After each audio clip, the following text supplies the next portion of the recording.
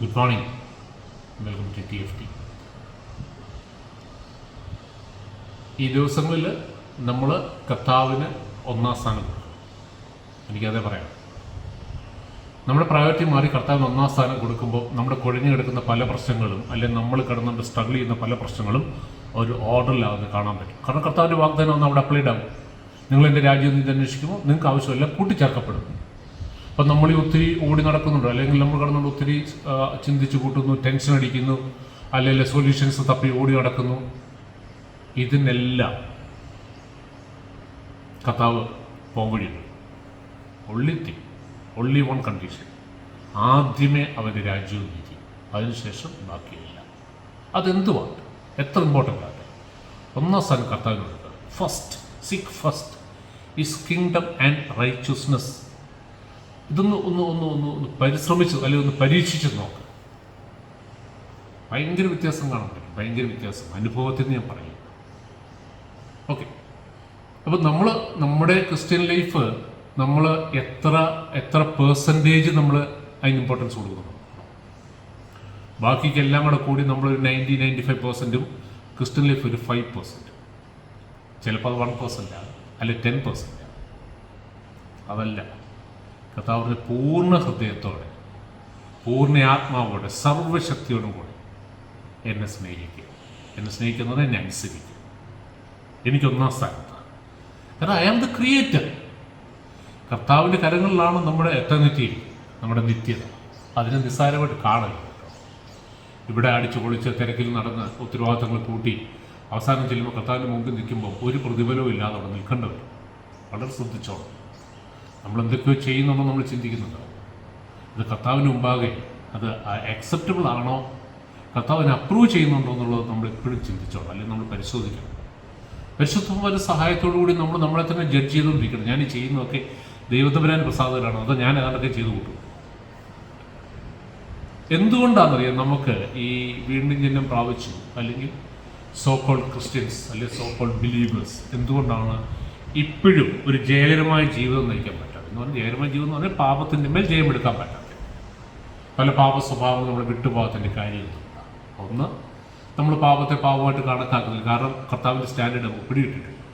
രണ്ട്, പരിശുദ്ധാത്മാവ് നമ്മളെ നിയന്ത്രിക്കാൻ നമ്മൾ അനുവദിക്കുന്നില്ല.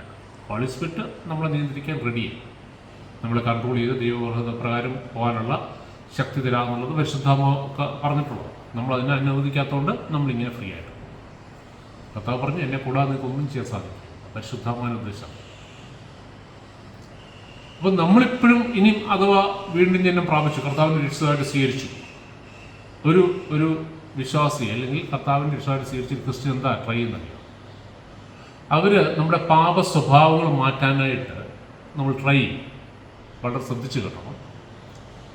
നമ്മുടെ ഈ പാപം എന്ന് പറയുന്നത് it is just the fruit, ഫലമാണ്. ഞാൻ നേരത്തെ ഇതിനെക്കുറിച്ച് പറഞ്ഞിട്ടുള്ളത്, അതൊന്നുകൂടെ ഒന്ന് റിഫ്രഷ് ചെയ്തു റീക്യാപ്പ് ചെയ്തു പോകാം.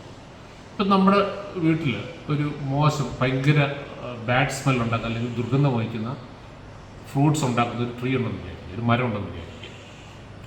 എല്ലാ ദിവസവും അതിലൊരു 10 കായ ഉണ്ടാവും. ഭയങ്കര അവിടെ നിന്ന് ആ പ്രദേശത്ത് നിൽക്കാൻ വയ്യാത്ത പോലുള്ള ദുർഗന്ധം ഉണ്ടാക്കുന്ന ഒരു 10 കായ. നമ്മൾ രാവിലെ എഴുന്നേറ്റ് ഇത് 10 പറയും. 10 കറിച്ച് നമ്മൾ റെഡി കുഴപ്പമൊന്നുമില്ല വിചാരിക്കും. പിറ്റേ ദിവസം രാവിലെ കാണാം അതിനേക്കാളും വലിയ 10 പിന്നെയും പറയും. എത്ര ദിവസം നമുക്ക് ചെയ്യാൻ പറ്റും? നമ്മൾ വാസ്തവത്തിൽ എന്താ ചെയ്യേണ്ടത്, എന്തായിരുന്നു ചെയ്യേണ്ടിയിരുന്നത്? നമ്മൾ ആ വൃക്ഷത്തെ അതിനെ വേരോടെ കട്ട് ചെയ്ത് കളയണം. വേരോടെ കട്ട് ചെയ്ത് കളഞ്ഞാൽ പിന്നെ അത് ഉണങ്ങിപ്പോകും. പിന്നെ അതിൽ ഫലം ഉണ്ടാകത്തില്ല. ഇതുപോലെ തന്നെയാണ് നമ്മൾ ശ്രമിച്ചുകൊണ്ടിരിക്കുന്നത്. നമ്മൾ കർത്താവിനെ രക്ഷിതായിട്ട് സ്വീകരിച്ചു, വീണ്ടും ജന്മം നടത്തും.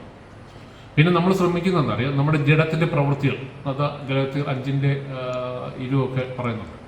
ജഡത്തിൻ്റെ പ്രവൃത്തികൾ എന്ന് പറയുന്നത് അശുദ്ധി, ദുഷ്കാമം, അസൂയ, കുശുമ്പ്, മദ്യപാനം, വിഗ്രഹാരാധന, ഇതല്ല. അപ്പം നമ്മൾ we try to deal with ഓരോന്ന് നമ്മൾ ഡീൽ ചെയ്യും. ആദ്യം കോപം മാറാനായിട്ട് കോപത്തെ പറിച്ചുള്ള നോക്കും. അത് ഒരുവിധം കുഴപ്പമില്ലാതെ വരുന്നത് അടുത്ത അസൂയ കയറി വരും, അതിനെ പറിച്ചുള്ള നോക്കും. അങ്ങനെ ഓരോ ദിവസവും നമ്മൾ മാറ്റാനായിട്ട് ഇങ്ങനെ ശ്രമിച്ചുകൊണ്ടിരിക്കും. ഒന്ന് പോകുമ്പോൾ അടുത്ത് പോകുമ്പോൾ മറ്റൊരു. ഇതെല്ലാം കഴിയുമ്പോൾ ആദ്യത്തെ വീണ്ടും തിരിച്ചു വരും. ഇതാണ് വാസ്തവത്തിൽ സംഭവിച്ചുകൊണ്ടിരിക്കുന്നത്. അപ്പോൾ നമ്മൾ instead of dealing with this fruit, ഞങ്ങളല്ലേ പാപം എന്ന് പറയുന്നത് ഫ്രൂട്ടാണ്, ഫലമാണ്. It's not the root. Root എന്ന് പറയുന്നത് ഏതാണെന്നറിയാം? ഫ്ലഷ്, നമ്മുടെ ജഡം. വളരെ തിരിച്ചറിയണം, നമ്മുടെ ഫ്രൂട്ട് എന്ന് പറയുന്നത് പാപങ്ങളും അതിൻ്റെ റൂട്ട് എന്ന് പറയുന്നത് നമ്മുടെ ജഡവും, ഫ്ലഷ്. അപ്പൊ പിതാവായ ദൈവം ക്രൂശിൽ എന്താ ചെയ്തതെന്നറിയാം? രണ്ട് കാര്യങ്ങൾ. ഒന്ന്, നമ്മുടെ പാപങ്ങൾ ക്ഷമിച്ചു. കർത്താവിൻ്റെ ക്രൂശമരണത്തിൽ കൂടെ നമ്മുടെ പാപങ്ങൾ ക്ഷമിച്ചു. നമ്മളത് വിശ്വാസം ഏറ്റെടുത്തു.